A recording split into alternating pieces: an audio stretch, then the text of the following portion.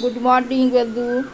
এই যে আমার গোপু সোনা আজকে খুব সকালবেলা উঠে বায়না করছে, আর ওর বিছনার চাদরটা পাল্টে দিয়েছি কারণ ও ভীষণ ঘেমে গেছে আর খুব বায়না করছিল গরমে।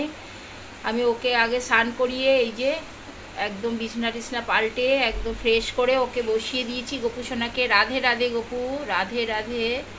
এই যে জল আর এই দুটো চকলেট তুলসী সহযোগে দিয়ে দিয়েছি, তুলসী কাষ্ঠ দিয়ে দিয়েছি।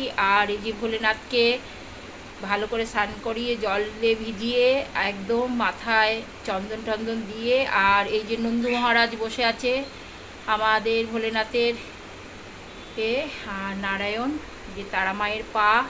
সবাই ভালো থাকবেন, সবাইকে ভালো রাখবেন, সুস্থ থাকবেন, প্রচুর জল খাবেন। বাই বন্ধুরা। আর আমি এখনও পুজো দিইনি, এখনও যদি